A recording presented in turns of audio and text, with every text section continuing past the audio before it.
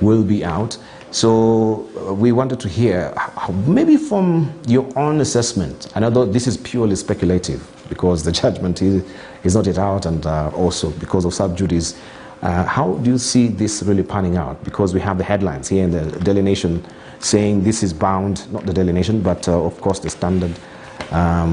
It will affect the August polls at the end of the day. We are looking at the 7 judges, but primarily for the economy. Do you see this maybe bringing any discernible difference? Well, one of the things that I don't agree with about our own constitution now, and Bunyasi, I'll actually put you out of a job if I were to speak my mind, but you see... I'm about to be put out anyway, so... But, you know, we're talking... When we adopted our new constitution, we increased, first of all, our parliament by 50%.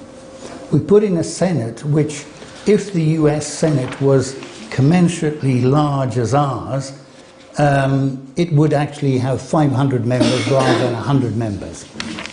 We put in a governor in every county. We put in, there are over 2,500 members of the county assemblies.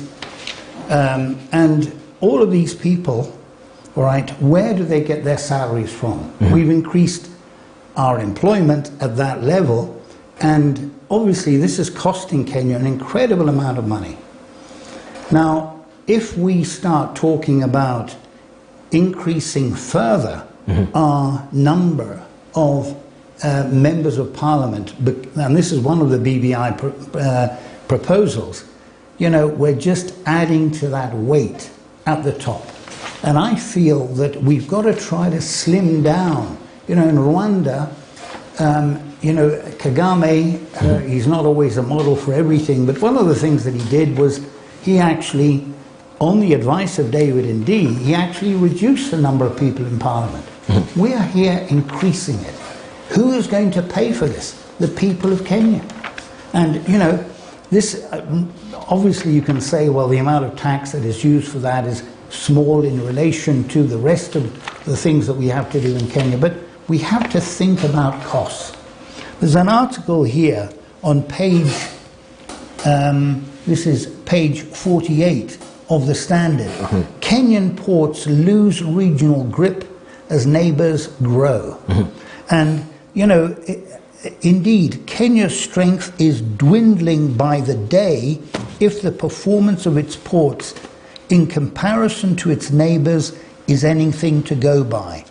And the chief executive of the Shippers Council of East Africa, Gilbert Lagat, says in an interview, look, it's very clear that cargo to Uganda is passing through another route, through Dar es Salaam. And, you know, the point is, the goods to Uganda through Mombasa are down 4%, the goods to Rwanda through Mombasa are down 30%. We have to remember, we have to compete with Tanzania. On the same page, if you go from Djibouti to Addis Ababa, it's 900 kilometers.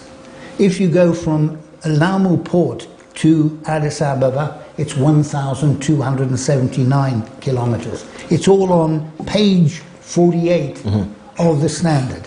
So the position here, okay, is that we've got to remember, we were in the lead. But you know, hawa watu wa Kenya leo na pumzika tu. Tunataka pumzika. And we've got to get this pumzika mentality out of our brains. We have to compete.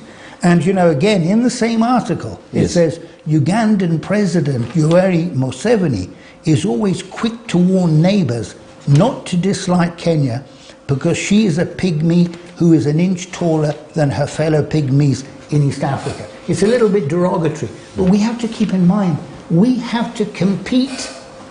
And you're mentioning the banks. Yes. You know, to do business in Kenya is incredibly expensive. How do we reduce the cost of doing business in Kenya so that we attract people from international investors from all over the world to solve our problem of youth unemployment? Because this is going to increase the level of crime unless we address this problem. Indeed, indeed. And let's hear from Bunyasi. Of course, you don't hold with the view that yes, BB is pushing for an extension of the seats at the end of the day. But